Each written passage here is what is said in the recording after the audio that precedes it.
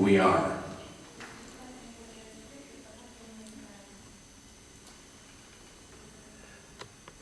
Now here is what is interesting. Most people don't know they're doing this.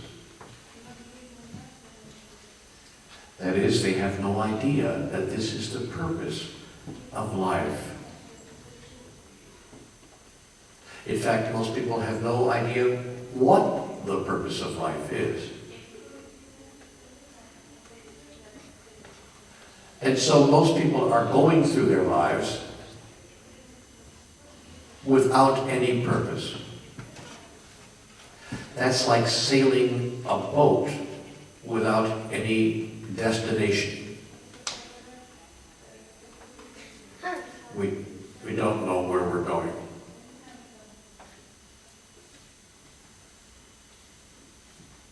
And so life feels that is aimless, that is, it has no target. And we start to live life day to day, hoping for the best, trying to just get by, to get through, having no idea what the journey of the soul is about. Some people not even aware that they have a soul.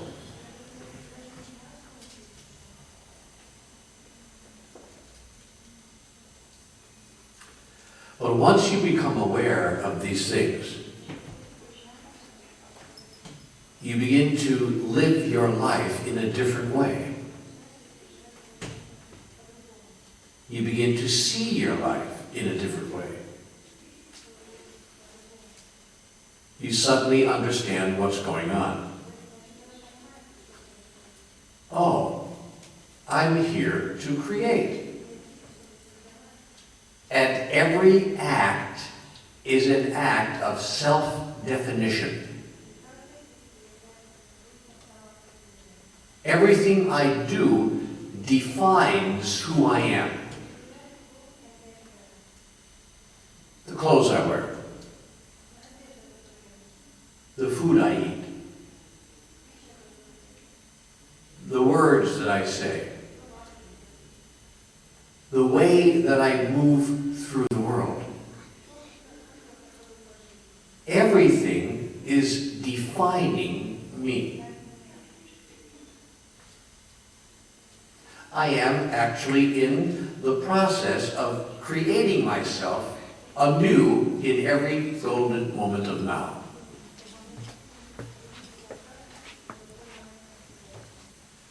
And I don't have to be today what I was yesterday. And I don't have to be tomorrow what I am today.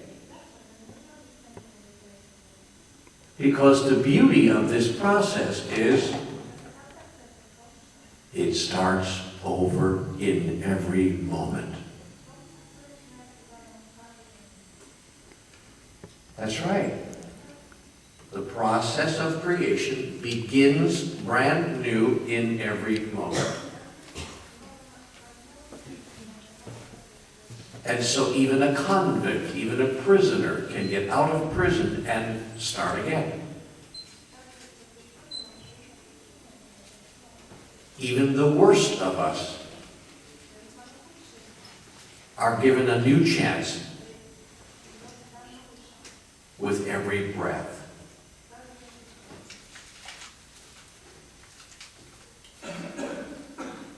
Now there are tools that God has given us with which to create our self.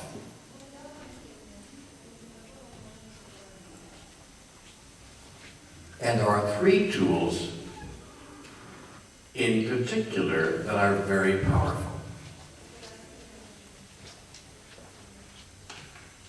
The three tools of creation, which I'm sure you know if you've read my books,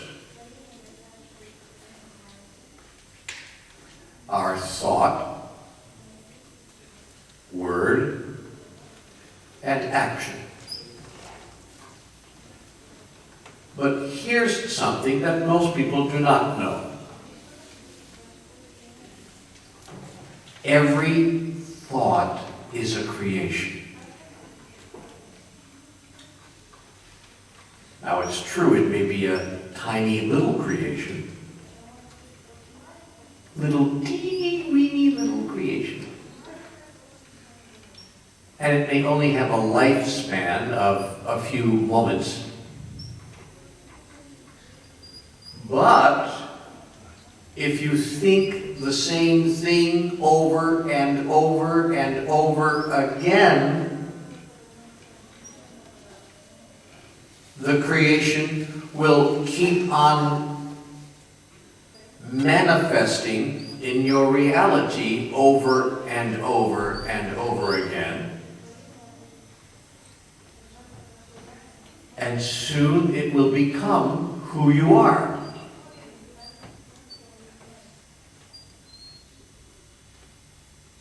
So your thoughts are creative.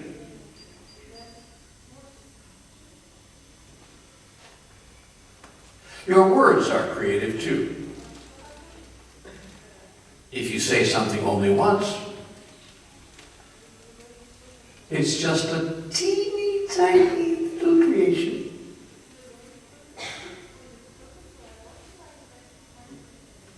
Lasting maybe only a moment.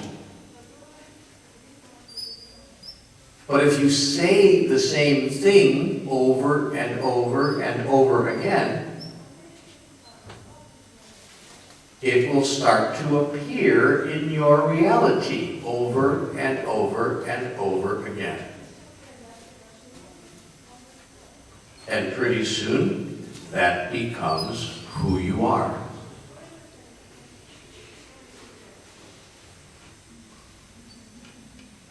Your actions are creations. Now, if you act some way only once, it's a teeny tiny little creation, lasting only a few moments. But if you keep acting the same way over and over and over again,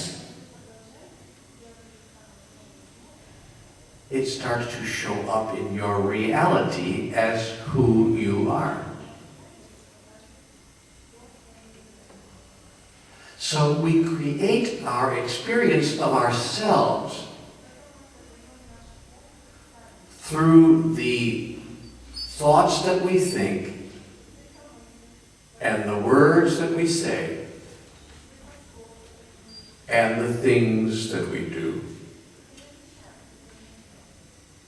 That's pretty simple.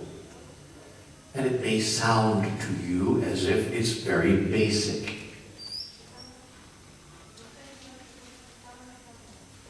But as simple and as basic as that is,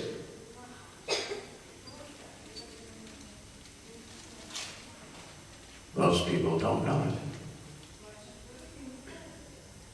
That is, most people think and talk and act without realizing the implications.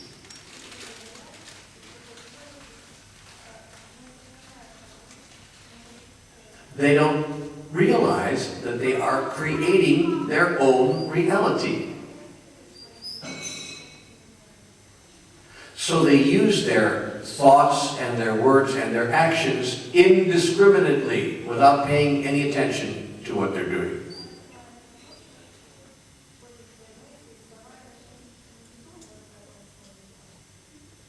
This is very sad, because people are taking the most powerful tools that God can give us and using them unconsciously. Then they wonder why their life isn't working.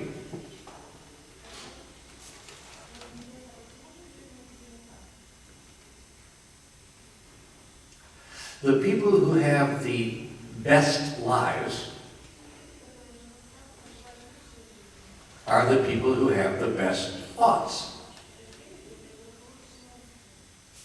They're the people who say the most joyous and happiest words. They're the people who act in the friendliest, most loving ways. That's so simple. It's obvious even to the casual observer.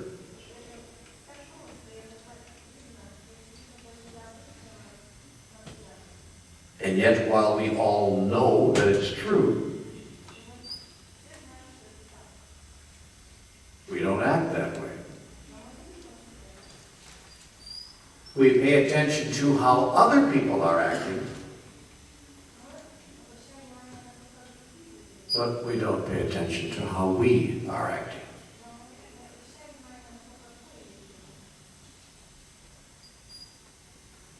And so we are like sailboats adrift on an angry sea,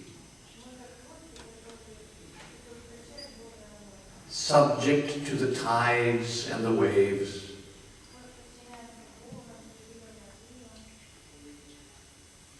going we know not where.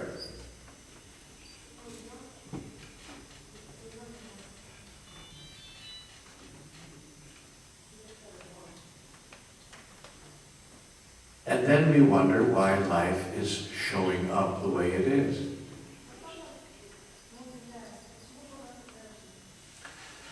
The trick is to be, excuse me, the trick is to be fully present in every moment.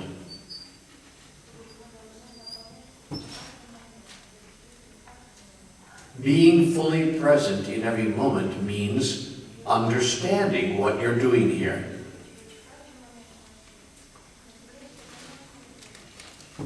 It means knowing who you really are.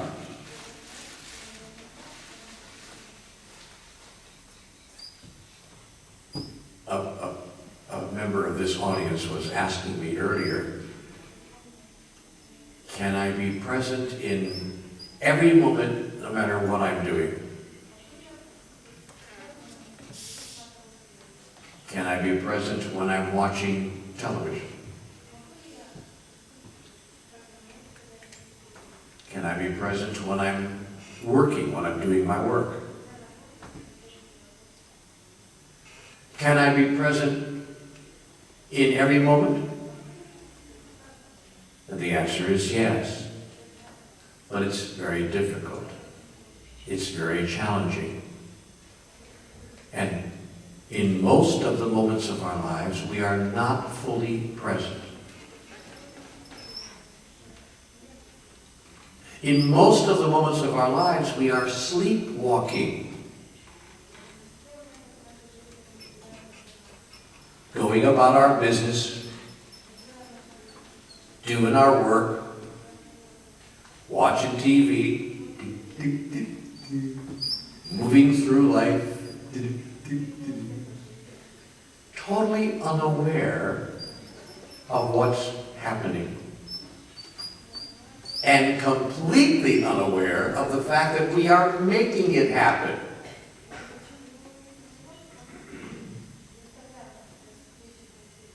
So most people do not see themselves as responsible for their own condition.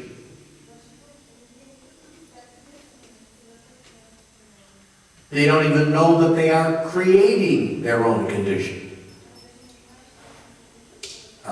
I'll give you a perfect example. This is a perfect example. Most people say they want to create perfect health.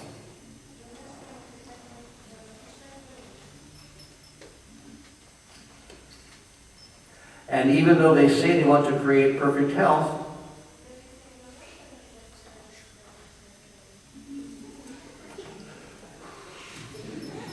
they do this.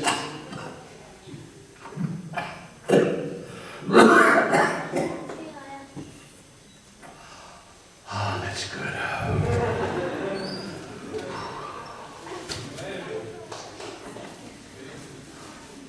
And then when their doctor tells them that they have cancer or emphysema or lung disease, they say, what a tough break. What a bad break life gave me. And they see no connection between this and their own health.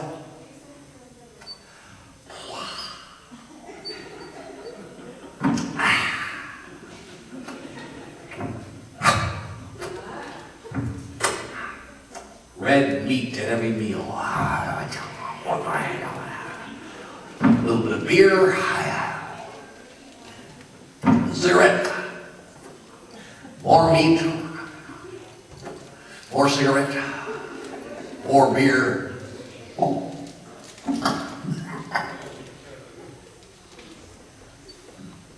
And then they say, God, give me good health. Please, God. And God goes, will you give me a break here?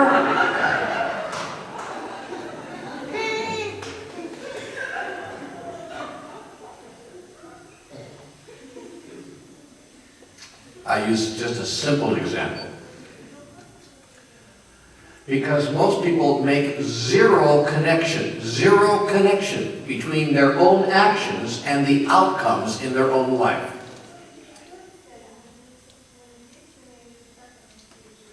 They see themselves as the victim of life circumstances. And they're creating them.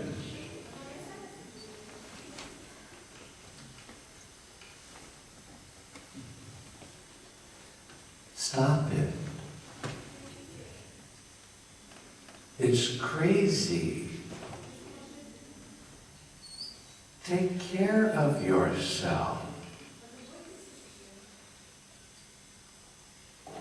Don't leave a lecture like this, all about spirituality, and before you even get to the sidewalk, you have your cigarette lit up. Stop it.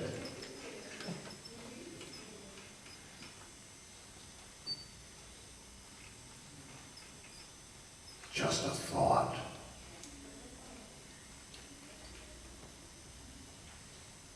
For that matter, stop all of the behaviors that do not serve you. Stop all of the thoughts that do not serve you. And stop saying the things you say that do not serve you. Remember that guy, the watcher? Don't say that. Don't say that. Be quiet. And what do we say to the part of ourselves that has a higher consciousness? I'll handle this. Mind your own business.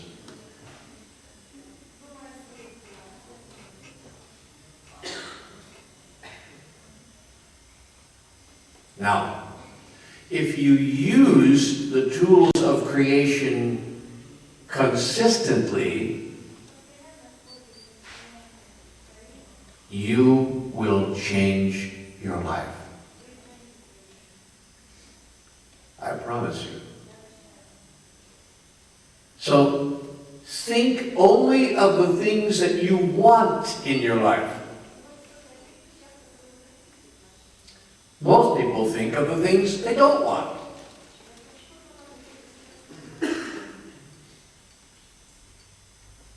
Your thoughts are magnets. They draw to you what you think about. So only think about about the things that you want to experience. Only talk about the things that you want in your life.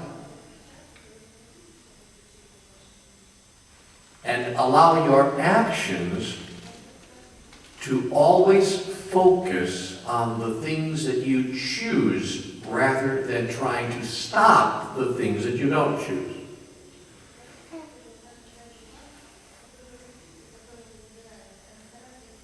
Because what you pay attention to pays attention to you.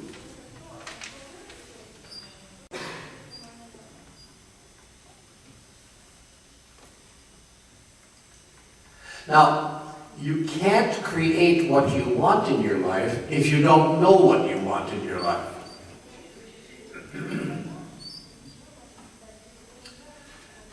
And most people don't know what they want in their life. You might find this hard to believe, but most people do not know what they want in their life. I mean specifically. Yes, well, we all want to be happy, of course. But we haven't decided what that looks like. So God is up there going, help me out.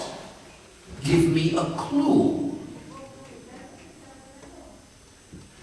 I work with people all over the world, all the time. Every other day, I'm with some other group of people somewhere else in the world. The day before yesterday, I was in Lisbon, in Portugal.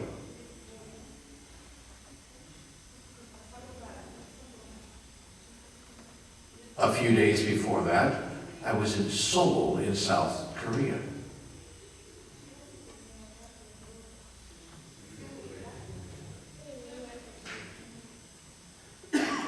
A few days before that, I was in Tokyo. 3 days before that, I was in New Zealand.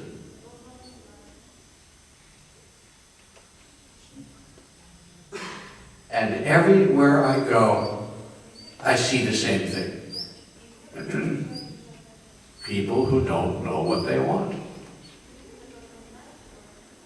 I say to people, what do you want? And you know what they say to me? That's what I'm trying to figure out. How can you be trying to figure out what you want? How do you think you're going to figure that out? Do you think that some voice is going to come to you in the night? I will tell you what you want. Do you think if you do nothing long enough, suddenly you will know?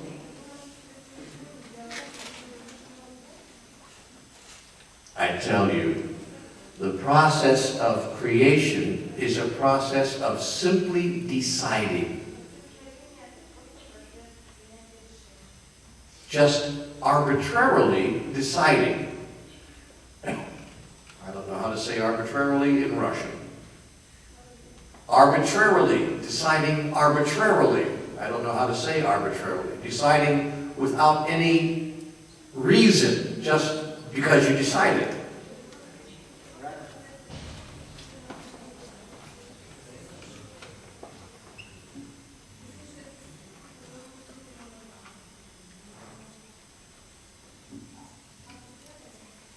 But most people will not make the choice that their heart would like them to make.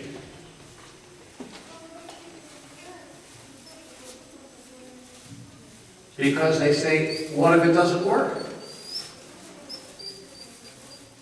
I don't know how to make it work. I just can't do anything that I want. Because it may not work. Listen to the words. Listen to the words.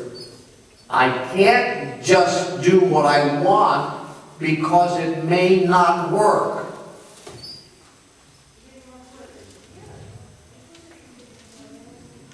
Don't say that. Don't say that. You've just created what you just said. Say this. I can do whatever I want, and it will work, because I have God on my side.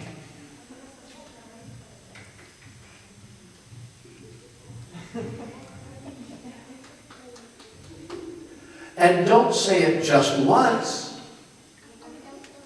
because if you say it just once, it's a teeny tiny little truth. It will have a reality of around 3 minutes. Say it every single hour of every single day. I can live the life that I choose. And it will work, because I said so. I used to love my father.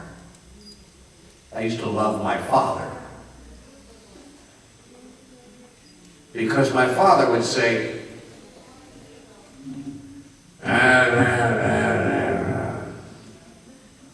whatever fathers say. And I would say to my father, when I was a boy, I would say to my father, why? And my father would say, because I said so.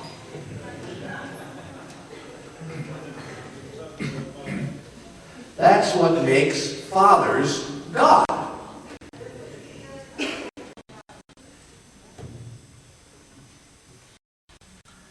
So pretend that you are your father. And decide. See, fathers don't run around going, I don't know, I don't know. Fathers just decide. And when you ask them, why? They say, because I said so. Mothers do the same thing, except mothers change their mind every 5 minutes.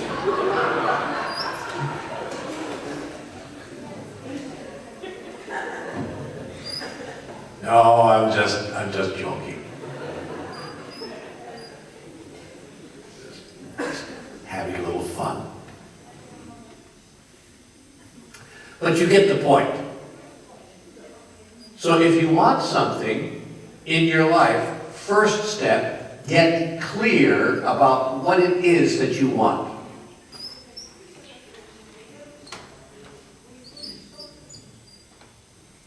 Then think about nothing else. Talk about nothing else. And make sure that every action supports, rather than denies,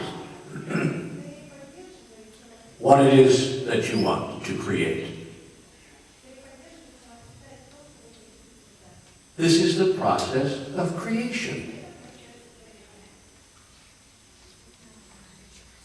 These are the tools that we have been given by life itself. But you must be awake. You must be aware. You must understand what you're doing here. And you must decide to do it. Earlier this morning I said, if God doesn't punish us, and if God doesn't judge us, then what's God doing? What's the point of having a God? This is what God is doing. God is empowering, giving power to everything you think and say and do.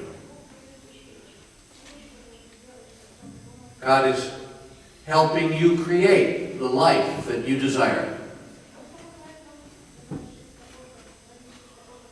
All right, one final point, and then I'll open the room to questions.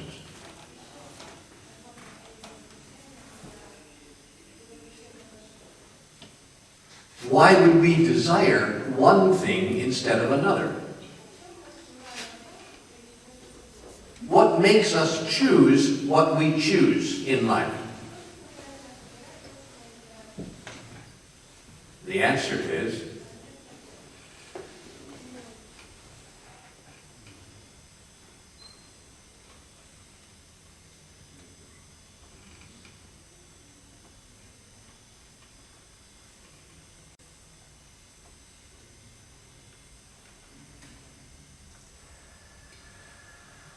what makes us choose what we choose in life is our clarity about who we are. If you think you are a body, you will choose one thing. You will choose what makes the body feel good.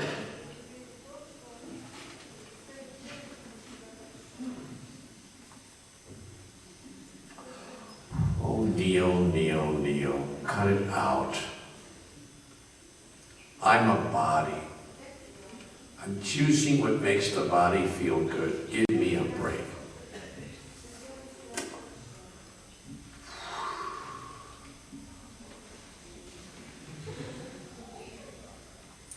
See, you thought this was water. This is not water. It's vodka. And I'm having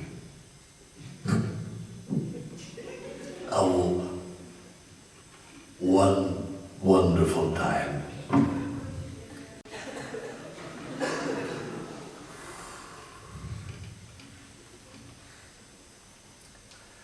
So if you think you are a body, you will choose what makes your body feel good.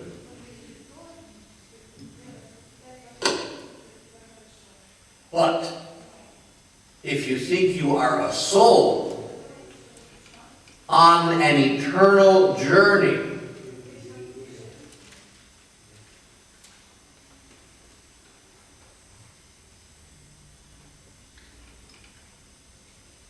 if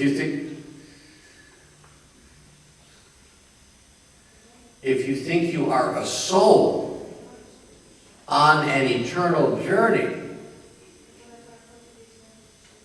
then you will do what makes the soul feel good. And that will make all the difference.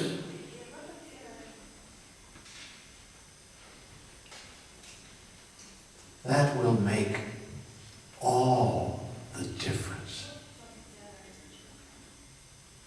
Because sometimes what makes the body feel good does make the soul feel good, but sometimes it doesn't.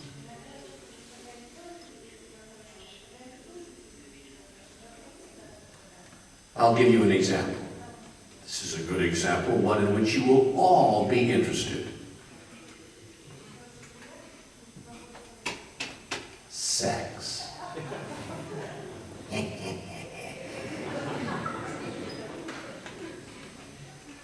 See, sex makes the body feel good.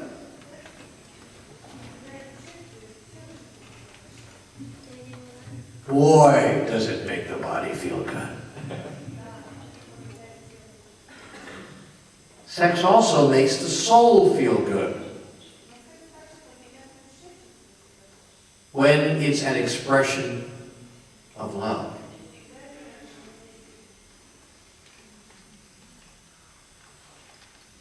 But when it's not an expression of love,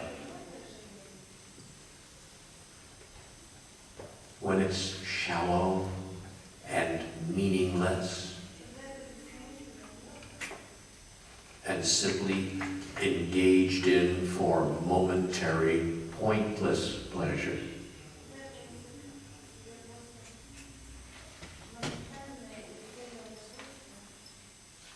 the body may feel good for a moment, but the soul feels bad. And the soul says, what was the point of that? I just feel worse about myself.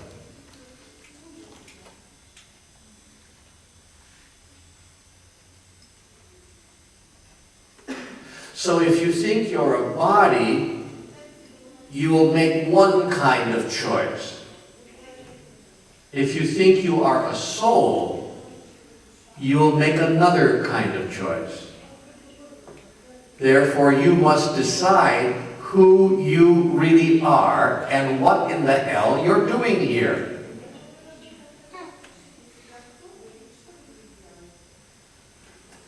That's why I keep coming back to the same point.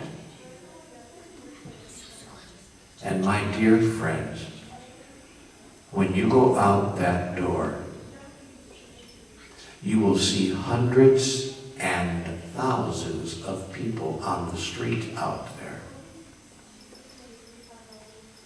And watch them. Watch them. They're sleepwalking.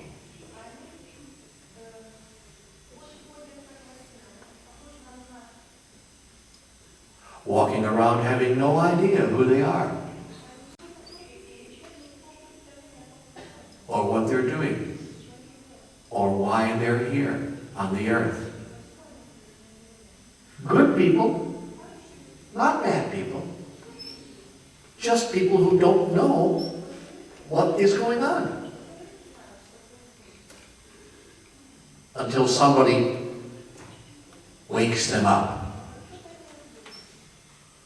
Until somebody helps lift them to a higher level of understanding.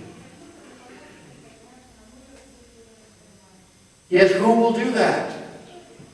Who could possibly help someone else lift themselves to a higher level of understanding?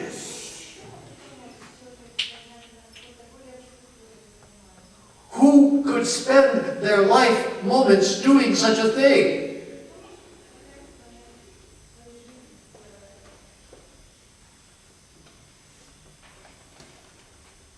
You could.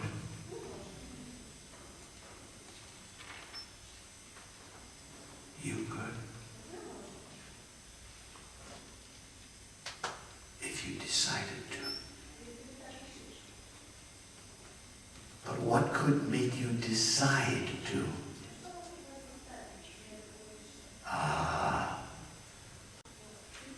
If you knew who you really were and why you came here, you could decide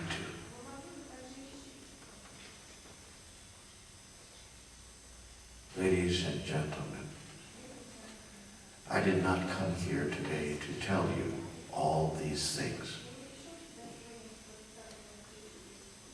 I did not come here to educate you. I already know that you already know everything I've just said.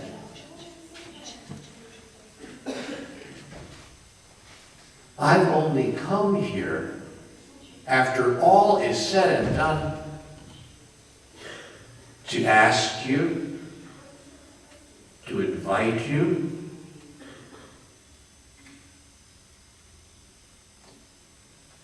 to beg you. Don't let your knowledge end with you. let it stop there.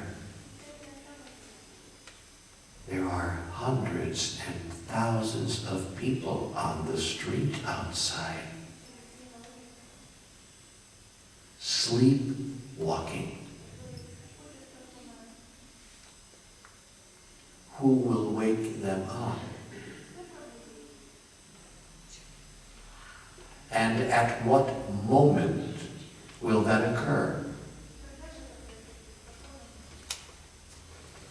If not now, when? And if not you, who?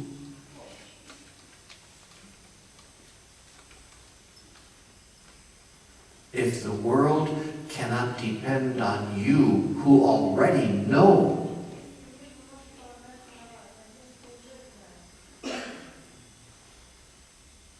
then who can it depend on?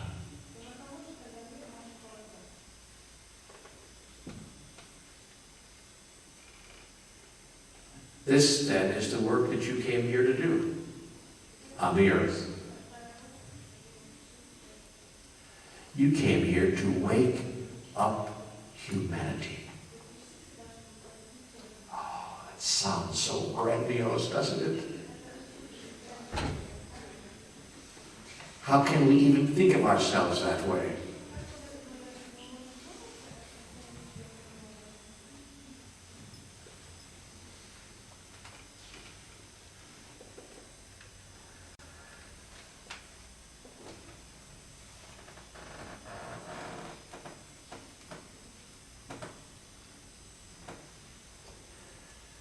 And yet, if we don't do it, our world will be for our children what it has been for us. Those of us in this room are the more fortunate ones.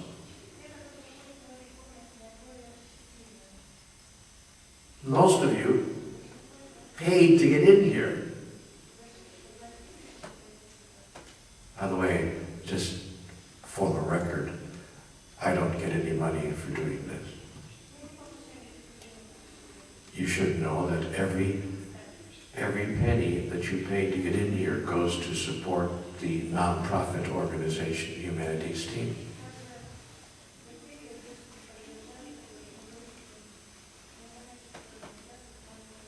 Don't want you to think that you spent big money to come in here so that I can get richer.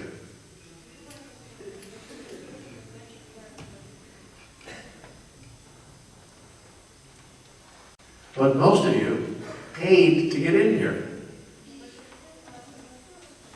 That means you have at least a little money. There's a reason why this hall is not full.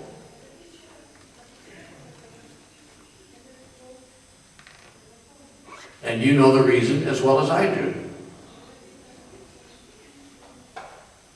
The hall is not full because most people cannot afford it.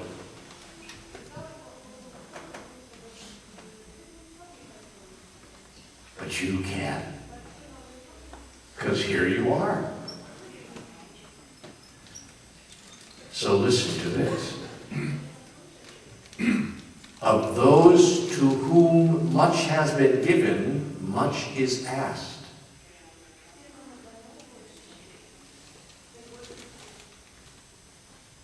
The world will ask a lot of you because the world has given a lot to you. So, if not now, when? And if not you, who?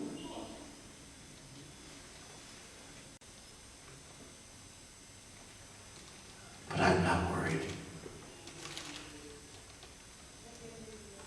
Because souls as glorious as those of you in this room, because souls as glorious as those in this room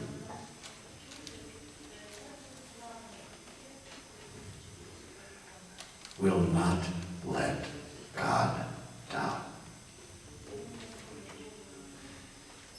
Oh, I didn't tell you, did I?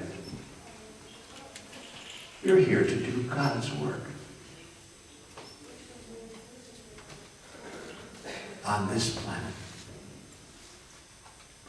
And you do God's work on this planet every time you love someone,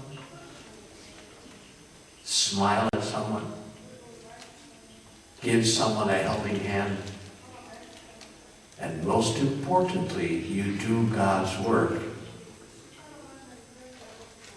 every time you wake somebody up.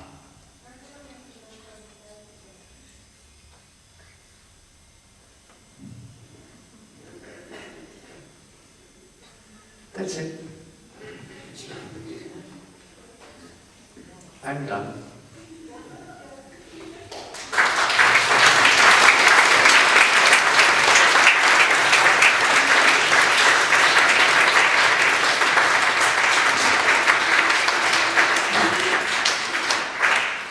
Now, are there any questions about anything at all that I have said or written?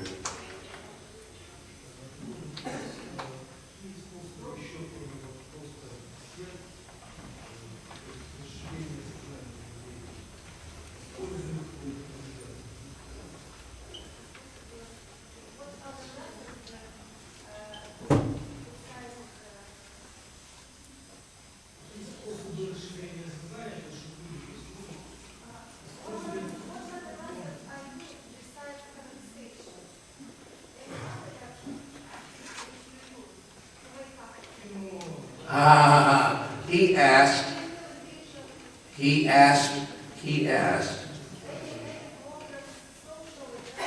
what other methods can I use to help wake up people besides just conversation?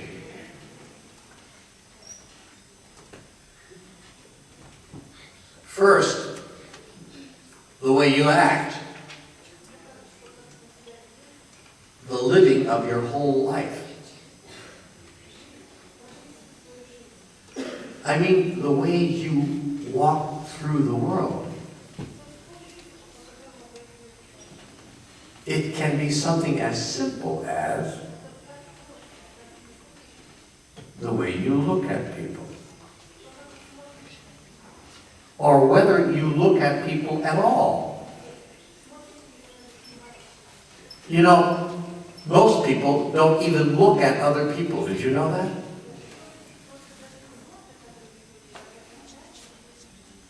Somebody looks at you, and we look at them for about 2 seconds. 1001, 1002.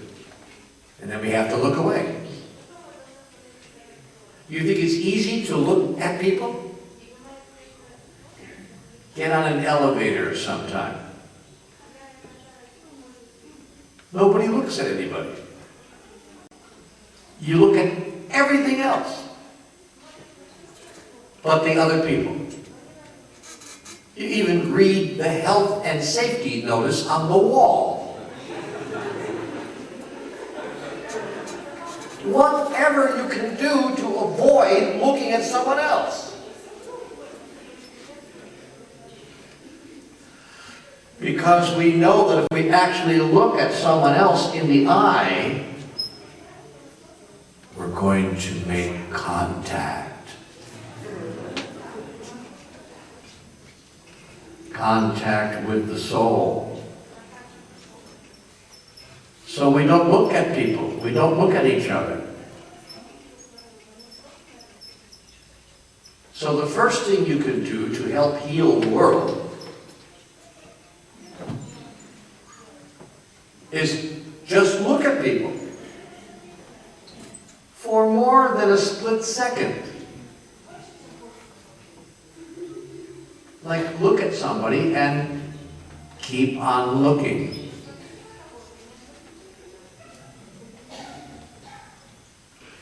Because all we want to do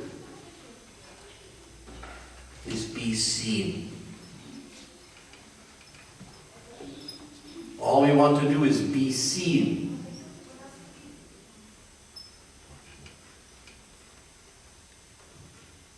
most human beings feel disappeared.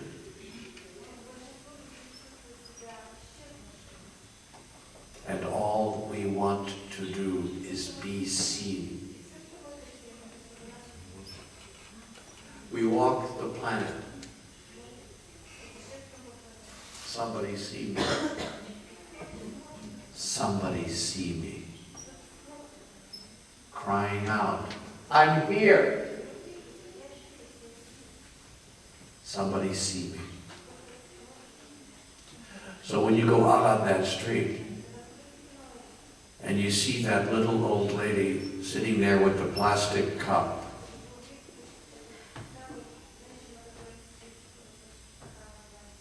and I passed one just 10 minutes ago before I got here. Don't look away. Look right at her. Let her know that you see her. When you see her, you place her there. That is, you put her there in your experience.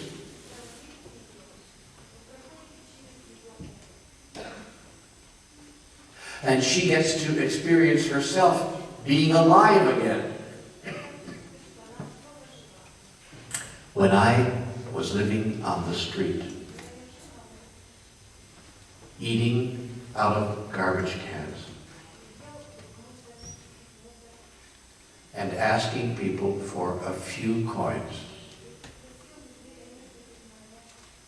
most people looked away from me. I had the distinct experience of feeling disappeared.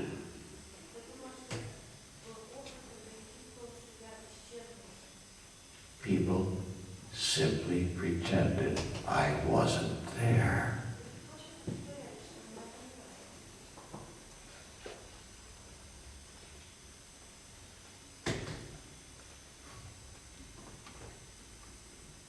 I can't even tell you how much that hurt my soul.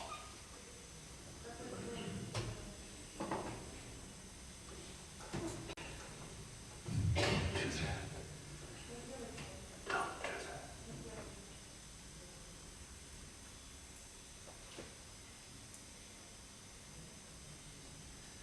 Don't ever look away from anyone who looks at you. Do you know that most people shut their eyes when they're making love? What the hell is that about? Turn off the lights and close your eyes. No, no, no, no. Turn the lights on and look at each other. If you make love with me, I want you to be looking right in my eyes.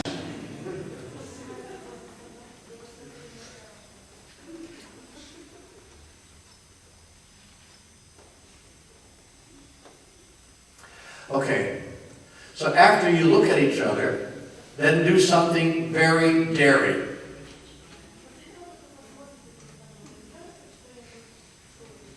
Smile. Now that looks like this.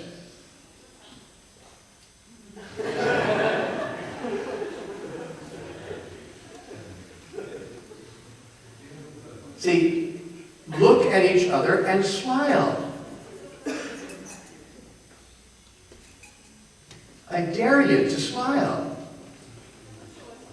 Some people go all day long and they never smile. They don't like to smile. How can they be miserable if they're smiling?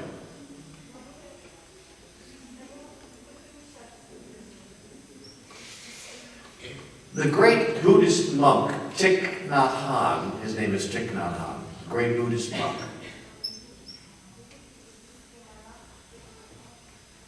says if you want to change your life in 3 months, smile 5 times a day for no good reason.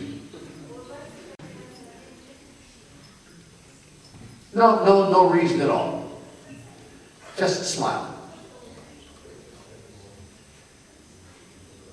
See, I once knew a person who walked around all their life like this. I once knew a person who walked around their whole life like this.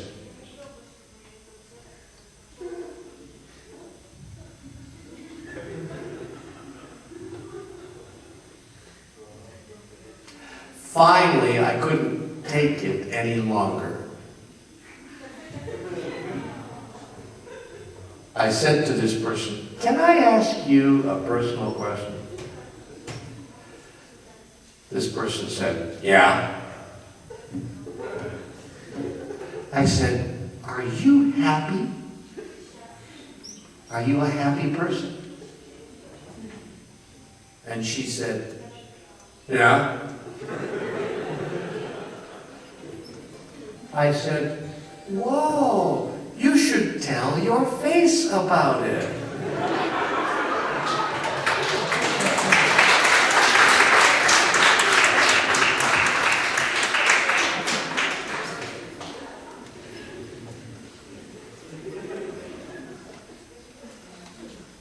So smile. Because when you smile at someone else, it makes them feel good. It says you agree with their being there.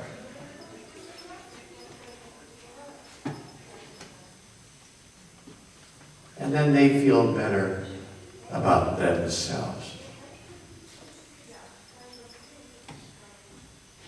And then the third thing. After you look at someone, after you smile, oh, this is going to be very daring. I'm almost afraid to tell you.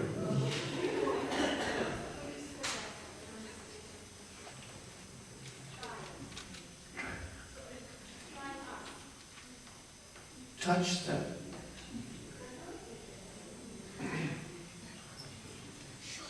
Give someone a hug. Give someone a hug.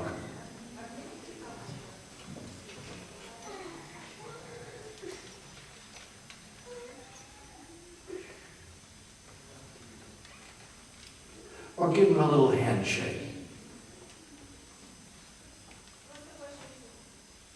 Or give them a little squeeze. People like it. People like it.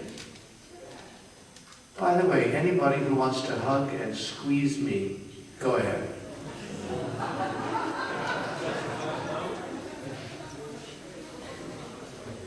And if you want to do more than that, I'll give it some thought.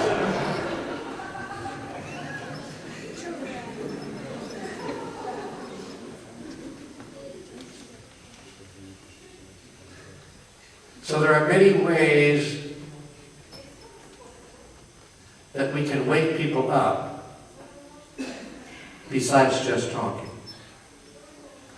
It's the way we act. It's the way we are moving through the world.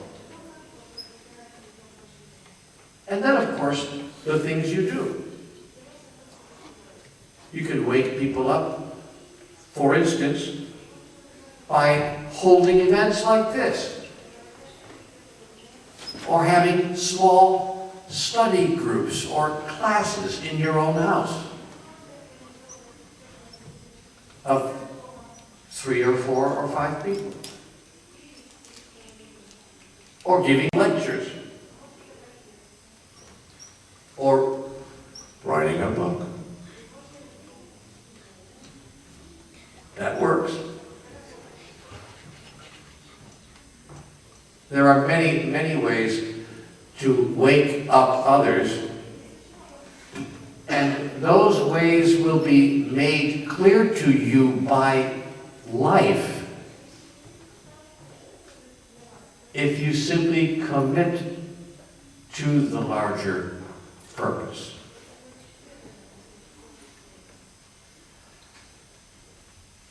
all you have to do is say, "Dear God, from today forward, all I want to do is help people wake up. And I trust that you will show me the way." And each day, you'll find at least one person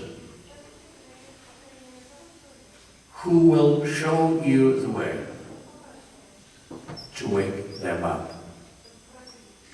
You'll suddenly find yourself in front of someone,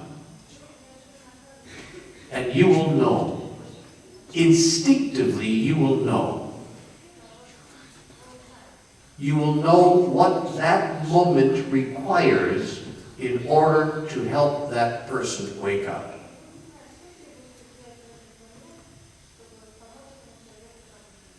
Then all you have to do is decide to pour yourself into that moment.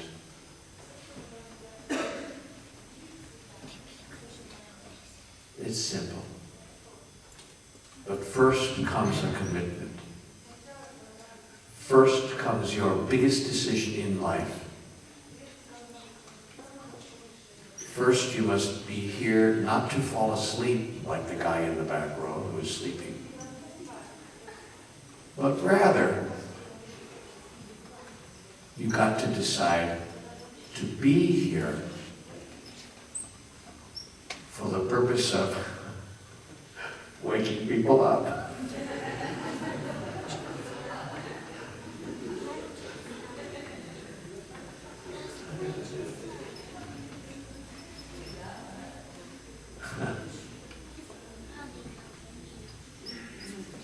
Yes, sir, you had a question.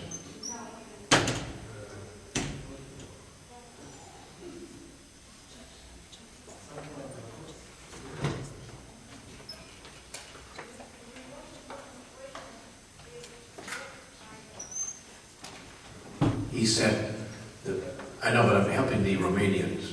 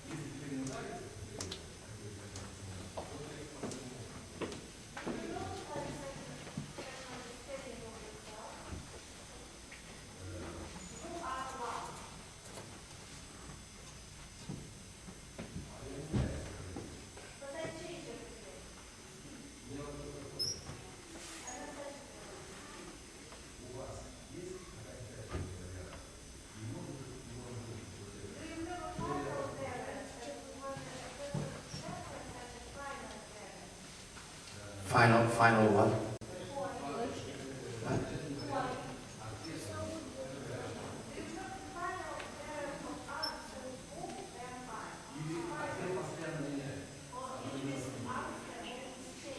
What? Good question. Okay, good question. Did you all get the question? Okay, I'll give you the question. He asked, is there a final answer to who am I, or is the answer always changing?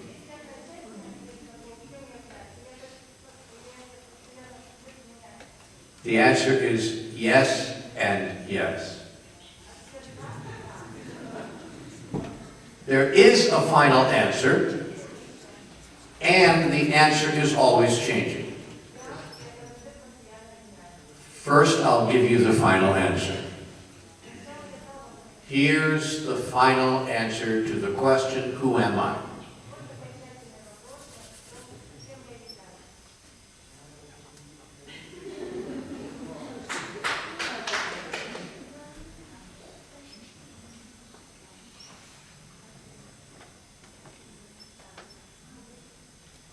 God.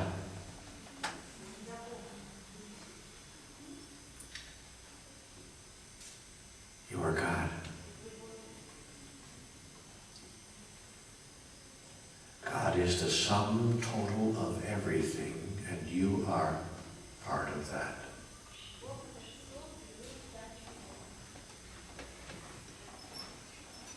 You are that which is divine. Or, as the gentleman said, your love. Now, he said, does that keep changing day to day? Of course it does. Because love demonstrates itself in new ways every moment. Love looks one way on Tuesday,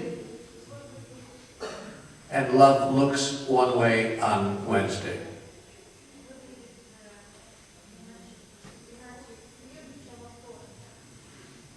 Nobody makes love the same way every time. You don't make love the same way every time, do you? Tell me you don't.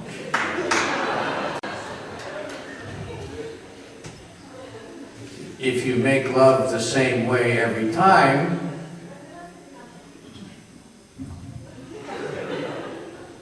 your partner gets bored.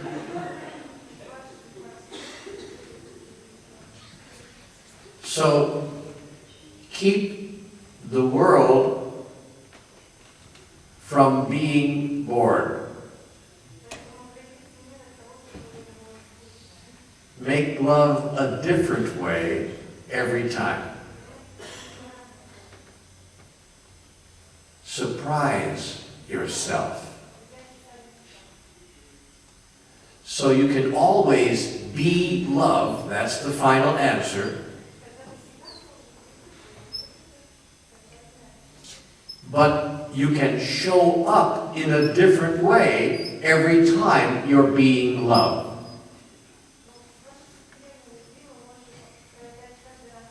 That's the beauty of life. The beauty of life is this. It's always the same, and it's never the same.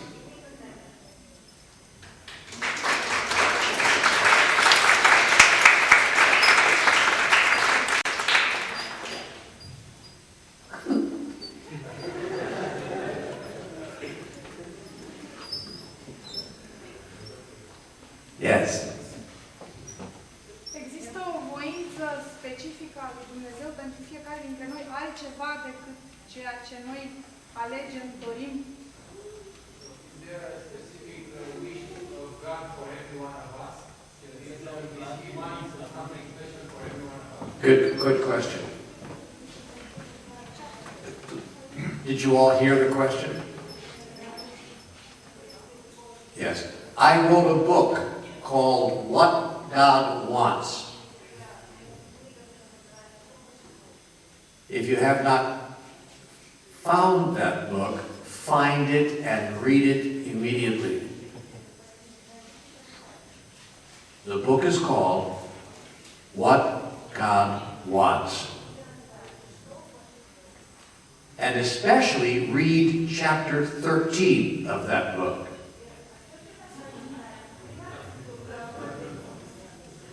Did you publish that book here? No. You better publish it.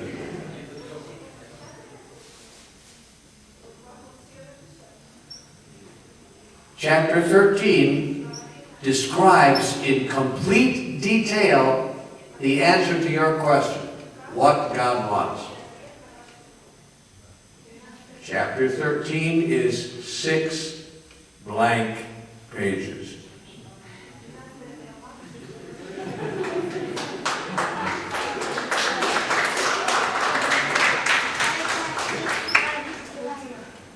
See, what God wants is what you want. God says, my will for you is your will for you. It's God's good joy to simply give you what you want. God wants nothing from you other than what you want from you.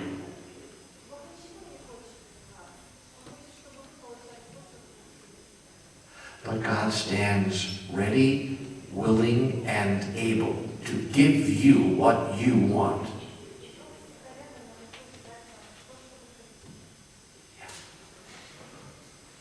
Există totuși în conversații un dialog în care Dumnezeu spune voința ta este voința mea, pentru că eu îți cunosc voința și mă identific cu ea pentru că te iubesc. He refers to the book and says your will.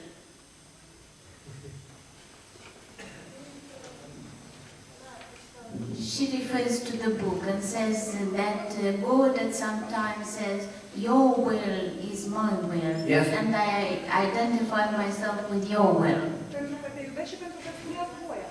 Because I love you and because I know your wish. Dar nu întotdeauna și voia ta este voia mea, pentru simplu fapt că tu nu cunoști care este voia mea. But your wish is not always the same as my wish because you don't know which is my wish. That's the God answers. Despre ce fel de voință este So what will is it about? She asks about the book.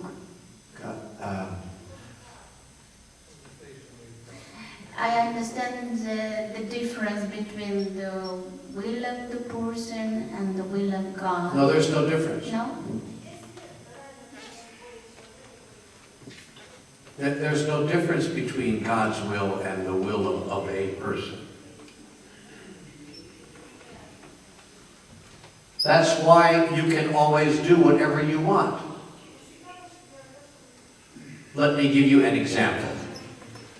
Here is my little pinky finger. It's a beautiful little pinky finger. And I really love my little pinky finger.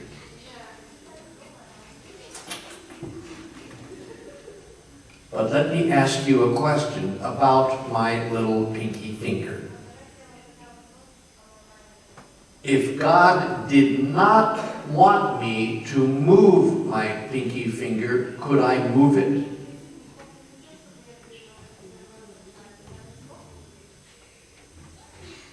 Hello, is this on? Could I move my finger if God did not want me to?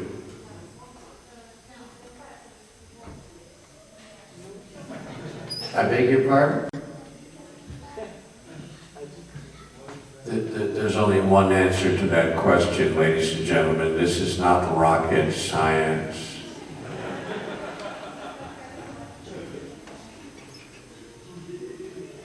If God did not want me to move my finger, I could not move my finger. The only reason that I can move my finger is because God is okay with me doing that. Yes? Yes. Does anybody disagree? Okay. Therefore, my will for me is God's will for me, because I can not only move my finger, I can actually drop bombs on Iraq.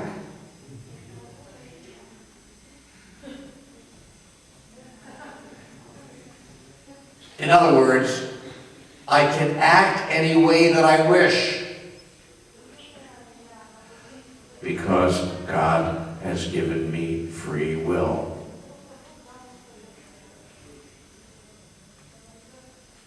So, your will is God's will.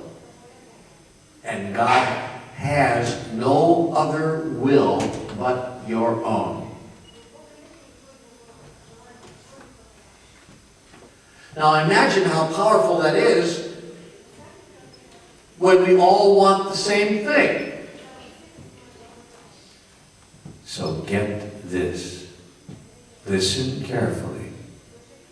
The world will heal itself on the day that we all want the same thing.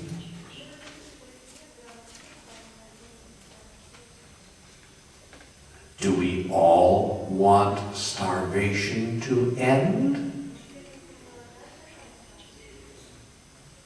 If we do, starvation will end.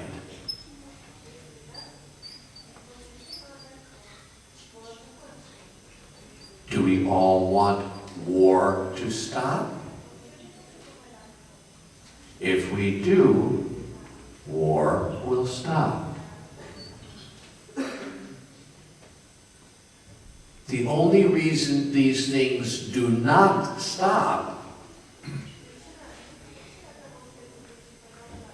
is because we all don't want them to stop.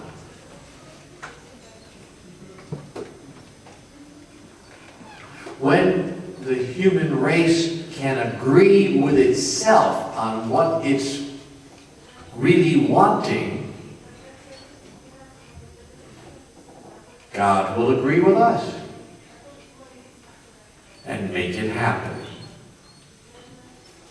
By the way, that's what humanity's team is all about. Humanity's team is about getting humanity to agree with itself.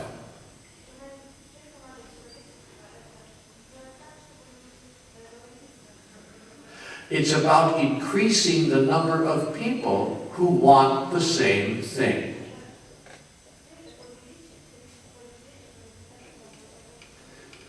Do you understand?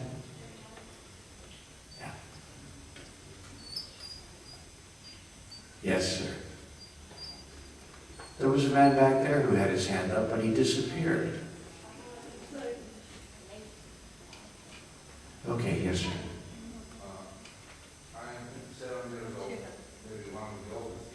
No, you're not one of the oldest here. I am the oldest here. I'm a very old person. To me, you are a child. 57. Anyway, I think I keep quite a lot of experience.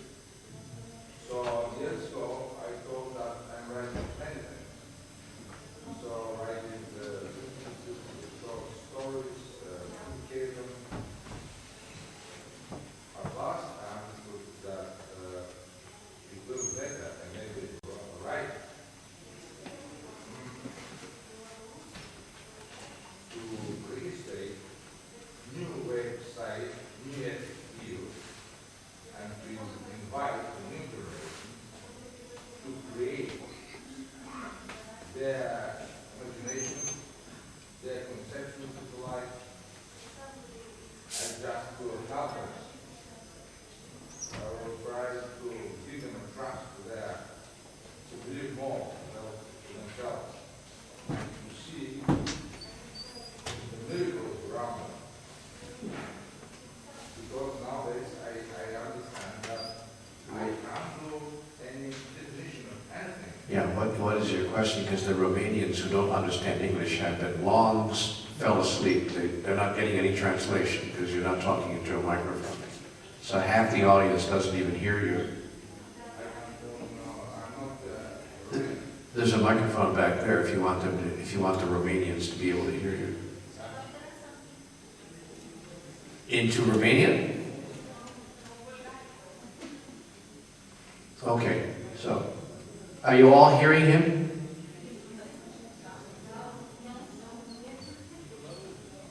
Okay, what is your question? His question is, his question is, Is it possible to do a definition of everything?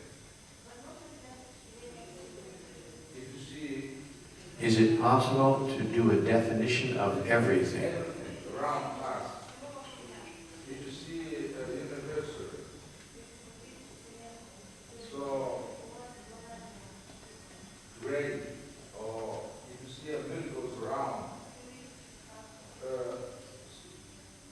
can't do any definition from that. Ask how is possible to explain to the children that I'm right, they have to listen to me. Or maybe it's better to give them a chance to make them make their own decisions. yes, not only that, I also have a decision, I also have opinion on everything. But I feel myself that I'm not right to tell them that. You are My correct. definition is the more No, you're right. right. You're right. You are not. That is not what a good parent would do. A good parent does not tell his children to think like the parent. Yeah. A good parent tells children, think for yourself. A good parent says to children, this is what I think. Now you think for yourself. Is that your father sitting there next to you? Are you sitting next to your father? That's your father? Don't listen to a thing he says. See, he only has his opinion. It's entirely possible that you could have something closer to the truth than he does. Do you know that? Good. Yes, he tells her the same thing all day. So, the greatest gift that we can give our children is free will to decide for themselves, which, incidentally, is what God gives us.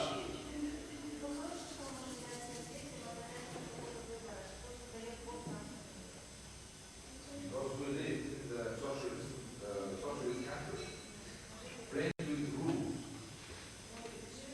same as horses with money. Yes. That was a lie. I work with Western foreigners.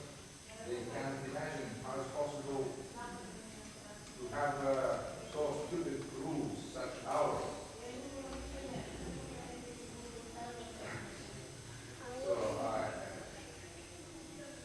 they can't afford to understand it. Well, I have an idea. Let's start a revolution. There's probably a rule against that. Are there any other questions? Yes, there he is. There's the guy. Which is the line, the border between the free will when you talk with somebody? Because sometimes when I talk with my colleagues, they told me, don't talk about this thing. I don't believe you. I don't believe you must act like a happy man. I want to be happy before these are foolish. See, I want to be happy before I act happy. Or should you act happy before you are happy so that you can be happy? Which comes first, the cart or the horse? See, most people say, I'll be happy when I am happy. Most people say, I'll believe it when I see it. But I say, I will see it when I believe it.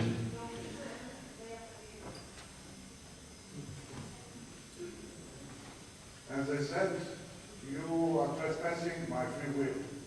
No, I'm What not. about this? No, expressing my opinion is never trespassing on your free will.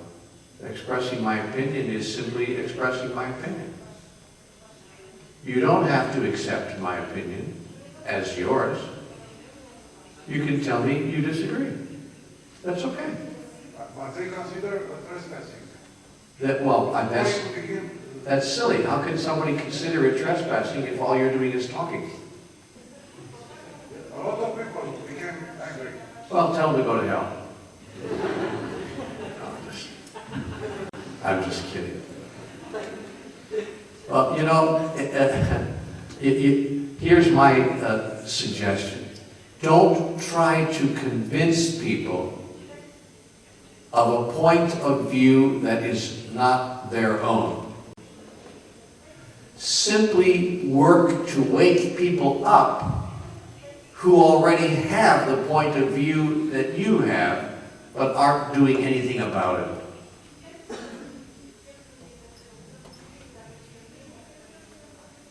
I'll give you an example. I love examples. 30 million people have read Conversations with God. 30 million. That's a lot of people. All you have to do is wake up 2% of them, and you'll change the world. So don't worry about people who disagree. If you start talking and someone disagrees, just say, sorry, beg your pardon. You have a right to your opinion. I have no need to change your mind about anything. Let's just be friends. But if you find someone who you know or who indicates to you that they do agree,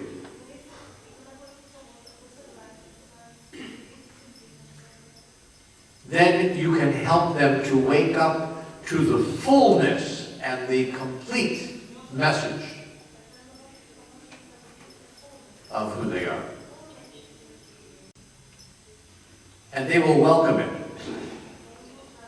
because they already agree with you on half of it. And they'll want to know more. I'll give you an example. This audience already agrees with me. If you didn't agree with me, you wouldn't be here. I know that, and you know that. So the room is full of people that agree with me. This is the best audience, because I don't have to try to get you to agree. I merely have to try to get you to do something with what you agree. I only have to try to wake you up to the next level, to become so powerful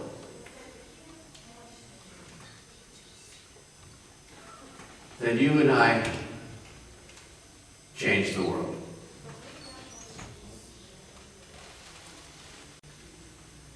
I don't bother talking to audiences that don't agree with me.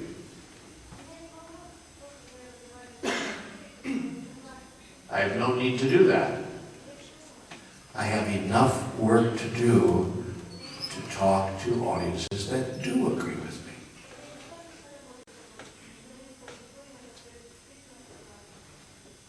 And to see if I can inspire them to move to the next level of agreement.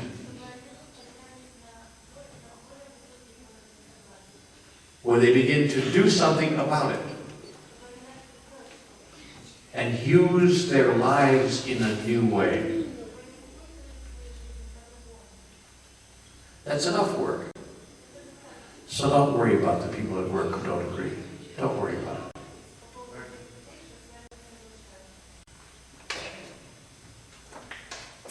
Yes, sir.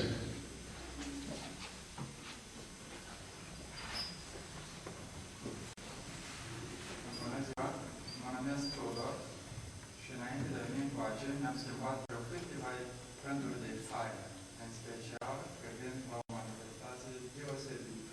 Yeah, go ahead, sir. Well, it was just, La urmă am revenit la vestimentația veche și I understand you better. One moment. Okay, he introduced himself. His name is Tudor. Before coming here, he had kind of debates what to put on, changed his clothes, and in the end, he came in the clothes he came. Yeah. în continuare să vă mărturisesc așa un caz. Cineva s-a răsit. And here is what he wants to tell you about something that happened to him. Deci s-a întâmplat așa, într-un spital, erau doi bolnavi. It's about two sick people who were in the hospital, La care unul se numerise norocos și era aflat într-un iam, care trebuia să găsește de afară. one of them was a lucky man because he was next to the window and he could look and see their scenery outside. Și la rândul lui, săptămâna întreagă, povestise prietenul lui toți văzuți de afară. And then he would tell his friend on the next bed about everything he could see outside. Cum se jucau copiii, cum se conversau părinții între ei. Okay, he was telling about children playing outside, about the parents walking next to them. Și la o săptămână a fost luat că a fost tratat, adică a decis că medicii s-au luat pe cel de lângă viață. Au dus și a noastră asta singur, care ani de mult o să se So the two of them were very bad, but in 1 week time